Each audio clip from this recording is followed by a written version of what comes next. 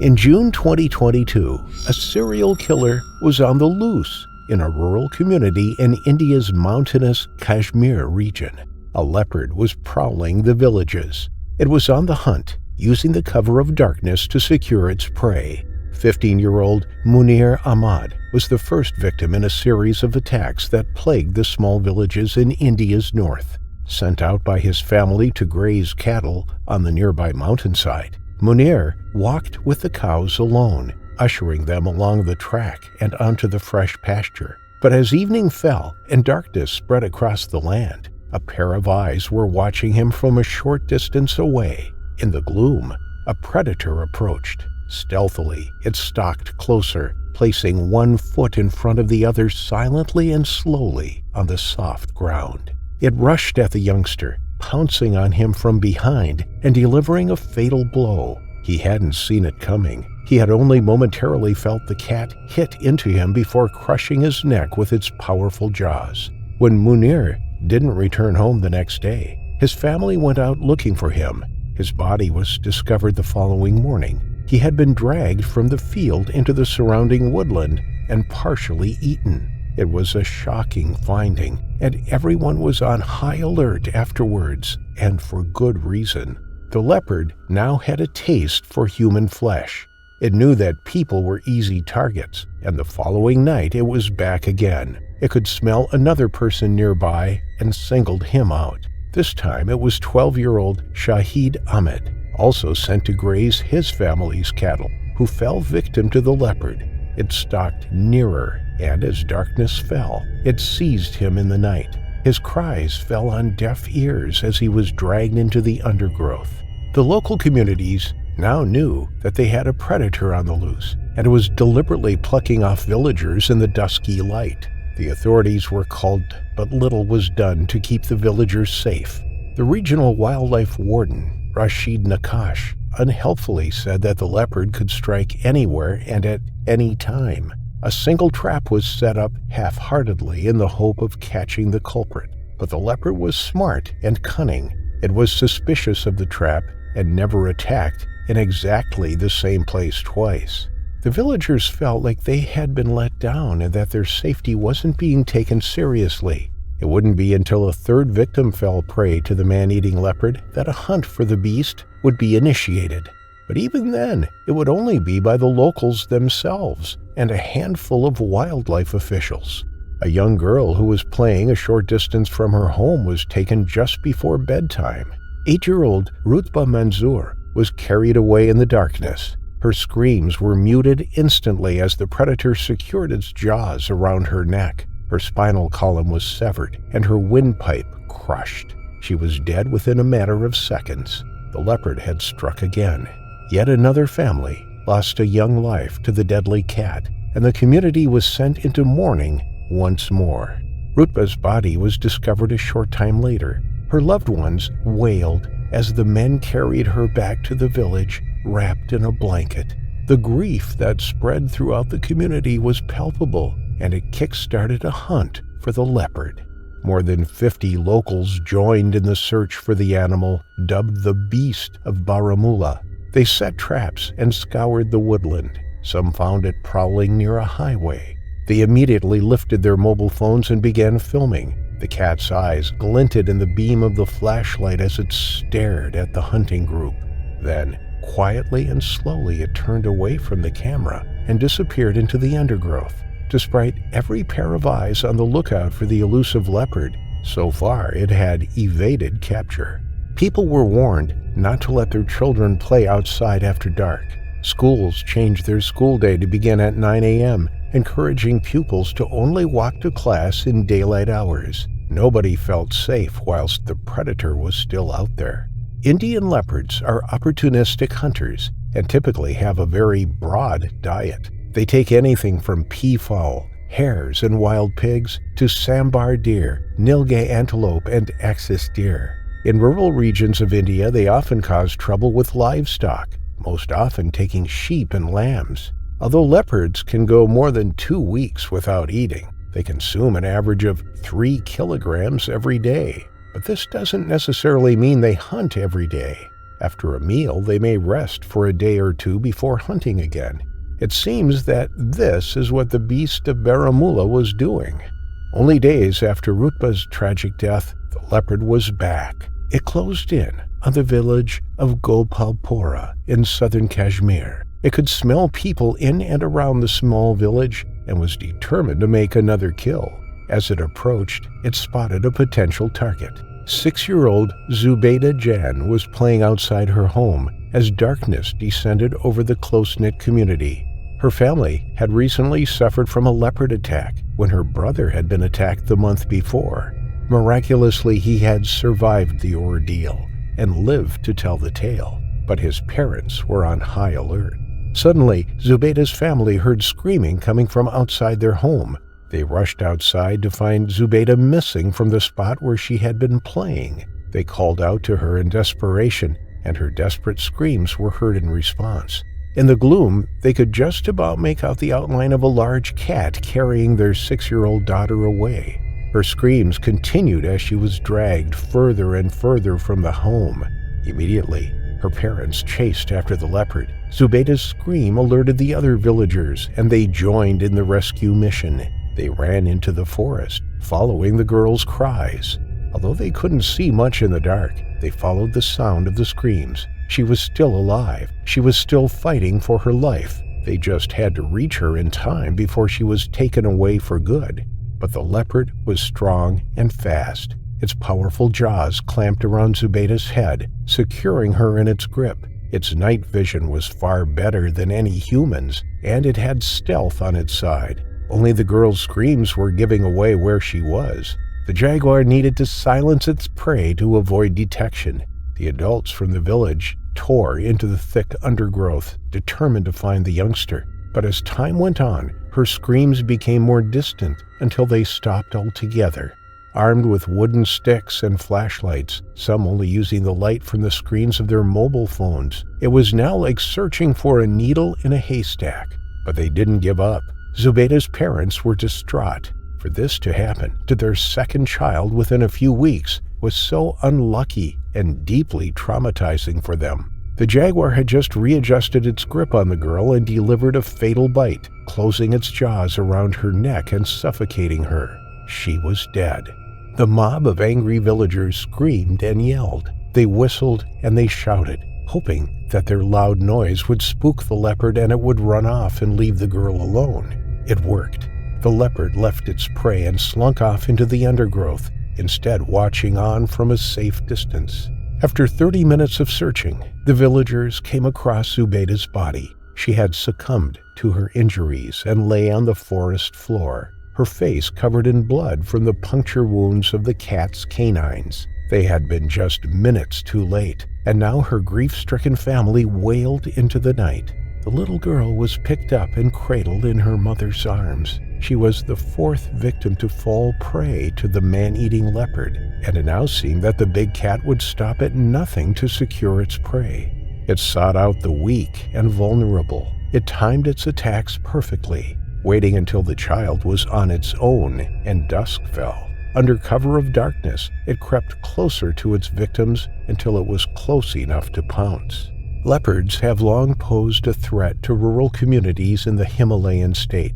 Since 2007, at least 231 people have been killed, and more than 2,810 have been left injured in leopard and bear attacks in Kashmir. The boundaries between human and wild animal habitat have become blurred. As people encroach on the animals' territories, they are putting both themselves and the wildlife at risk. But with an expanding human population, who can blame them for trying to make a living farming in the rich and fertile lands of the beautiful Kashmir Valley? The leopard has avoided being caught by local villagers looking for revenge for the people it's killed, and still roams the forest of Kashmir, waiting for more innocent children to wander off alone, to bring them as well to their terrifying final affliction. It's always a terrible thing to report on the death of a child, especially one as young as Kartik Suman, who was just 7 years old. But before we can get to Kartik's terrible final moments, there was a spate of concerning incidents that led up to the attack that we must look into first. In April of 2025, Ranthambore National Park in India reported 3 new Bengal tigresses in the park. This should be newsworthy of celebration. 3 relatively young females setting up new territories mean more cubs for a dwindling population. But Ranthambore, like many other protected parks in India, is also located on the same grounds as a very important place of worship. In this instance, it's where the Trinada Ganesh Temple is located, dedicated to Lord Ganesha, the revered Hindu deity known as the remover of obstacles and the god of beginnings. Hundreds of thousands of worshippers and tourists make the trip to this deeply historical landmark every year. The park is enormous, stretching for more than 500 square miles, and that's not counting other protected parks that surround it. The temple is located right on the very edge of the park, and since most of the wildlife clusters are way up in the central and northern edges of the 500-mile expanse, interactions between dangerous animals and humans are relatively rare. The paths leading to the vibrant temple are well-traveled, and there are always park rangers patrolling it just in case. Unfortunately, any young tiger, male or female, can be very unpredictable in the first 4 years of their lives. They're fighting for territory, scoping out hunting grounds, and they're still testing the boundaries of the creatures and humans that share their domain. And in a place like Ranthambore, that's a very hard balance to preserve. Nature is unpredictable enough, but humans are also monumentally stupid too. Just weeks before this incident, temple goers were escorted from the park after they tried to approach a tiger and her 3 cubs just so they could snap a few selfies with them. Despite the tiger's obvious growing aggression, miraculously, they were spotted by a ranger before it could turn into a tremendously deadly encounter. So yes, rangers were more alert than usual, both because of the close call they'd had with the irresponsible visitors and because they knew about the 3 new inhabitants to the park that were still coming into their own. While the felines were exploring her new territory, a family was making their way to the temple. This was a very special pilgrimage. The Sumans were coming to the temple to offer a symbolic wedding invitation to Lord Ganesha. This invitation was not about expecting a literal RSVP from the deities, of course. It's a gesture of reverence and spiritual inclusion of the gods, the ancestors, and the blessings they bestow on the new union, simply by being invited before any other living relatives. Kartik was terribly excited about the trip. He knew there'd be a lot of walking involved and loads of ceremonies and prayers that he didn't yet fully understand. Those were not the activities that he looked forward to. It was the brightly painted, lavish temples, decorated with piles of fragrant flowers and candles. Everything was plated with silver, gold, and copper, and when the sun hit the temples just right, it looked like the room was doused in sparkling, magical glitter. Kartik never tired of the magical atmosphere that their visits to temples brought, and he'd heard that this one was especially grand. He simply couldn't wait to see it. Kartik, his mother, father, and grandparents all crammed into a taxi and started the drive while it was still dark out. By the time the sun peeked out over the horizon, they were already on the path that stretched for more than a mile uphill. But Kartik didn't complain once. He practically ran up the slope to get there first, and he wasn't disappointed at all. The altar inside the ancient temple was the grandest and most sparkly one he'd ever seen. He followed the steps his family took, trying very hard to remember all the protocols that were expected of worshippers. By noon, the magic had worn off, and Kartik was glad to be outside on the path again. The day sure was exciting, but all the fanfare and prayers had a lot of repetition that was bound to wear thin on a 7-year-old's attention span. Besides, the trip back was much more fun. Now that the day was bright and in its prime, the path was filled with bouncing monkeys. Kartik had seen his fair share of them before, but these ones ate treats right out of your hand. There were even camels carrying people up and down the hill, and one of their handlers even hoisted Kartik onto one's back so he could ride it for a few minutes. His grandmother, Dia, stayed with him throughout the walk, handing him treats from hidden folds in her sari. These treats weren't for the monkeys, however, it was just for the 2 of them, a tasty little secret that they ate quietly while the other 3 walked a little ways ahead. Around halfway back to the parking lot, they passed a mango orchard, and that's where the 2 of them turned from the path. Dia's bladder was not what it used to be, and she'd been looking for a place to relieve herself for the past 20 minutes. She told Kartik to keep a lookout for her. If anyone approached, he would whistle to warn her in time. But before she even made it 2 yards away from the road where Kartik stood watch, there was a sudden rustle and a snarl from behind her. Her old body turned around so fast that she could hear her bones crack with the sudden motion. The orange blur that streaked from the brush was so fast that she barely computed what it was before it was on top of Kartik. It was Kankati, one of the new females that had come to the park. In one smooth motion, her jaws closed around Kartik's skull, whipping him with her as she sprinted into the crop of trees ahead.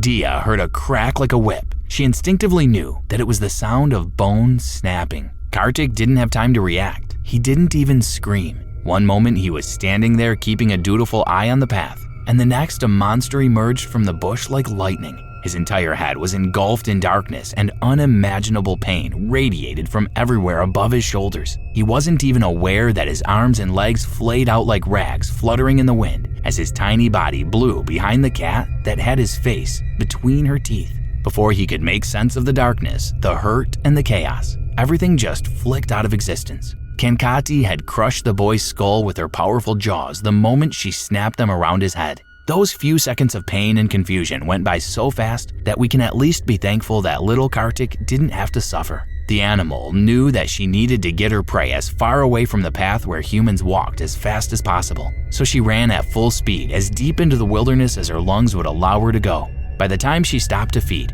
Kartik was long dead and Dia had already alerted every person within earshot. She screamed so loud that a herd of camels downhill was almost startled into a stampede. One of them balked so furiously that it dislodged a woman in a silken sari from its back. Luckily, she only hurt her pride and suffered no serious injury from the fall. Dia was driven to the gates to be taken to the hospital for shock while the rangers spread out to search for Kartik. It didn't take them long to locate the ravaged remains of the child or the tiger in question. Kankati only had enough time to devour a part of his upper thigh before they found them. When their jeep's engines came close, Kantari abandoned her catch and fled deeper into the wilderness. The men gently loaded Kartik into the back of the jeep, weeping bitterly as they did so.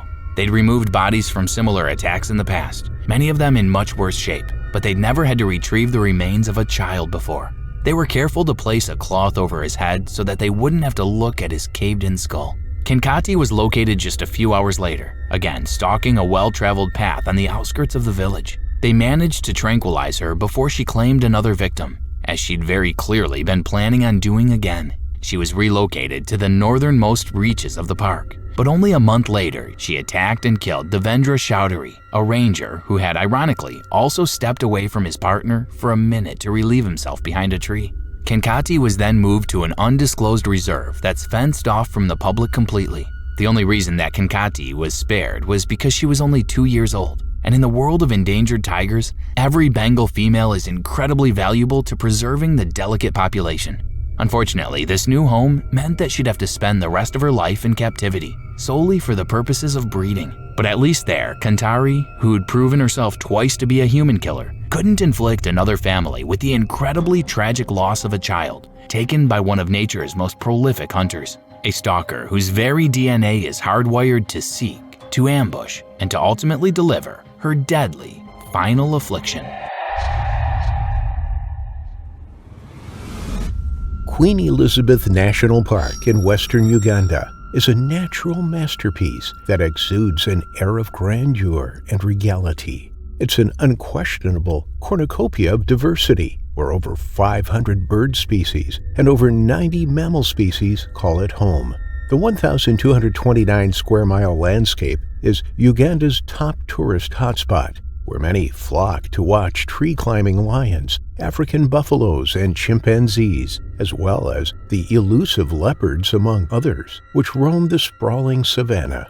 The park rangers here are the unsung heroes of this wilderness, where they work tirelessly to safeguard the wildlife from illegal poaching. Doreen Ayera was one of the many rangers at the Queen Elizabeth National Park, dedicated to protecting and preserving the park's wildlife. Like her colleagues, the park had given her a place to live on the grounds near the Maiwea Safari Lodge. As the first rays of sunlight broke over the horizon on Friday the 4th of May, 2018, Doreen slowly stirred from her slumber. She sat up and stretched her arms while taking in a deep breath of the crisp morning air. She glanced out the window and took in the majesty of the park, a place she had come to know, love, and call home. Every day here meant a new adventure, a chance to explore the vastness of the park. And despite the fact that her job came with a lot of risks, She always looked forward to what nature had in store for her. After breakfast, Doreen put on her sturdy hiking boots and laced them tightly, and then strapped on her leather utility belt. As she made her way towards the door, the giggles of her 3-year-old boy, Elisha Nabugeri, reminded her that she had forgotten to bid him goodbye. It was a bittersweet moment as she bent and gave him a warm embrace. With a heavy heart, Doreen stepped out, knowing that her nanny was well equipped to care for Elisha while she was away. Leaving the toddler behind every day was a struggle, but she understood that there was no other way of providing for her family. Unfortunately, she had no idea that this would be the last time she would see him. As the day progressed, the nanny and the toddler went on with their usual merrymaking. They ate, drank, and danced to the gentle tunes that the nanny hummed. Elisha took his afternoon nap, and when he got up, he and the nanny were back to being lively again. The house was all about giggles. They had so much fun that they didn't notice the hours rush by. Doreen was still at work, counting the minutes till her shift was over so that she could go home to see her son. As the sun was setting in the evening, her nanny decided to prepare stew for dinner. Her job required her to ensure that tired Doreen would arrive home to a hot meal. The kitchen was outdoors and separate from the main house, prompting her to leave the toddler inside the main house. He wasn't going to be in there too long. The bubbling sounds of the stew filled the kitchen air as she leaned over to stir the contents of the pot. Suddenly, the bubbling sounds of the stew were overshadowed by a screeching scream somewhere outside the kitchen. With the stirring spoon still in her hand, the nanny quickly dashed outside, only to see a large dark figure dragging the young Elisha across the compound. The young toddler had gotten lonely and bored in the house and had wandered away from the main house, following the nanny to the outdoor kitchen. Unfortunately, the nanny was neither aware that the toddler was a few steps behind her, nor aware of a hungry leopard that was lurking in the shadows around the unfenced staff quarters. Unlike the other big cats, leopards do not chase their prey, but rather use the stalk and ambush technique to hunt. They try to get as close as possible to their target before launching a brief and explosive charge, which can be as fast as 60 kilometers per hour, after which they make a bite to the neck, eventually crushing the windpipe and suffocating the victim to death. This leopard had stalked the lone toddler as he was headed to the kitchen before noiselessly launching its attack. The nanny tried to intervene, chasing after the screaming Elisha and the leopard, but it was too late. The beast had calculated its moves and was too fast for her. The elusive leopard tightened its grip on the toddler's neck and carried him like a rag doll deeper into the darkness of the park. On average, a leopard's bite force is between 300 and 310 pounds per square inch. This, together with its sharp, powerful teeth and neck, is capable of pulling over 275 pounds of carcasses up trees, made the toddler's 31 pounds a walk in the park for the elusive leopard. The sounds of its growls echoed through the staff quarters as Elisha's screams eventually faded into a haunting silence, leaving nothing but the wails of the nanny and the sound of the leopard's triumphant snarls as it retreated back into the wild. The commotion had attracted the other staff members, who on hearing the ordeal were left in utter shock. It was too late for them to help, and never once had they thought they would live to witness such a tragic incident. They had always thought that they were safe within the staff quarters, guarded by rangers day and night. But on that fateful night, the true state of their security lay open before them. The mood of that Friday's early night changed as the feelings of horror and despair hung in the air. The nanny didn't know the right words to tell Elisha's mother, Doreen, on her return from her shift. The available staff promptly volunteered, and a search for both the leopard and Elisha was mounted. The search party set out in the dark of the night, their hearts heavy with the weight of uncertainty. They combed the park, following the route the leopard had dashed towards. They searched through the undergrowth of the savannah and called out Elisha's name with hopes of a response. But the only sounds that echoed back to them were the rustling of leaves, the hooting of owls, and the distant growls of other nocturnal animals. As the hours passed and the night wore on, they grew more and more anxious, fearing the worst had already occurred. And then, the following day on Saturday, they found exactly what they had been terrified of. In a clearing nestled under a tree, they found the remains of Elisha. His bones and skull lay scattered on the ground, the testimony of the only remnants of a life brutally cut short. The faces of the search party contorted with sadness and disbelief as a mixture of grief and horror struck their hearts. They could not fathom the pain and terror that the toddler had endured during his final moments. Like a somber procession of mourners, they stood in silence and paid their final respects to Elisha before collecting his remains and slowly making their way back to the staff quarters. Elisha's father, Francis Manana Nabugeri, laid the remains of his son to rest in a coffin. He was deeply devastated by the horrific turn of events and urged the Uganda Wildlife Authority to erect more measures to protect the staff and their kin. News of the incident shocked many in Uganda, where leopard attacks on humans are rare. The idyllic beauty and graceful nature of the elusive leopard had once again been badly tainted and marred by the memory of Elisha's tragic final affliction.